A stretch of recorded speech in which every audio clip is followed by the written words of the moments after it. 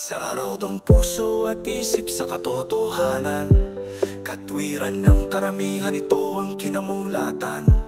Dito na rin pipikit aabutin ng kamatayan. Maraming pwedeng makita, sadyang ayaw na tingnan. Pinabasa ang Biblia, bakit ayaw na sa ngayunan? Ganyan nga ba talaga pagbulag sa katotohanan? Bunga ng mga sakit na hinatid ng mga bulaan. Aral nila'y kataratang bumubulag sa karamihan. Masahol pa sa piring ng hustisya at katarungan.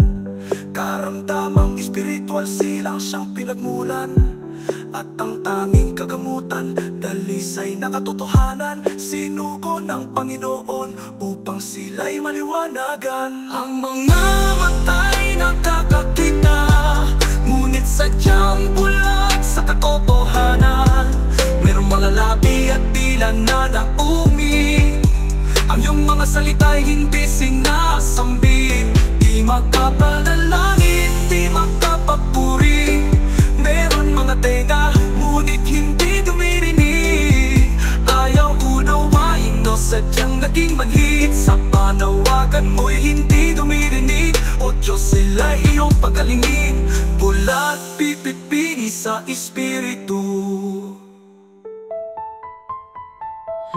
Hindi nila hinahayag ang iyong kaputihan.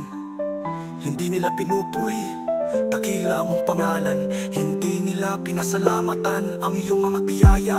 Umit ang mga dila nila at labi ay tikong. Sa mga nakakaalam naman ng katotohanan, bakit di pinangangaral ang mga natutunan? Sadyang nga bang nahihiya o binabaliwala? Hindi makapag-anyaya kahit sa mga kakilala. Tila na mas pinili manahimik lang muli. Kayo sumpat sa kalooban mo, merong mininiti. Pinapasabi ng banal na espiritu, huwag ikupli. Wari piping karamdaman, may lunas mag-atubili. Ang mga matay nakakakita, ngunit sadyang bulag sa katotohanan. Merong mga labi at tila na naumi. Ang iyong mga salita'y hindi sinasambit.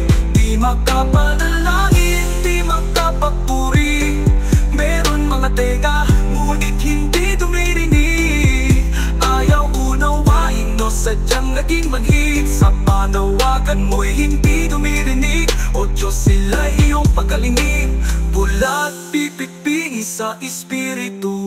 Narinig na ka ng tenga, nilabas sa kaliwa. May pandinig ay tuminig, sinasabi na salita. Iyo bang narinig, hinahanap nila ay himala. Wala himala, kung di mo narinig mabuti na balita. Pananampalataya ng gagaling sa pakikinig ng mga salita ng Diyos. Ito dapat ay malubos, ngunit merong katisa tenga. Bulaan ang may dala, namimili pa ng turo. Ngunit mali ang mga turo. Ang tunay na aral, dalisay at katotohanan. Sugong may karapatan, apostol ang napatunayan. Sila ang dapat tingin, huwag lang magtingi-tingihan. Iyo pagkatandaan upang mas maunawan. Wala pang gamot sa sakit-sakit ang karamdaman. Bulag pipili sa espiritu na patunayan.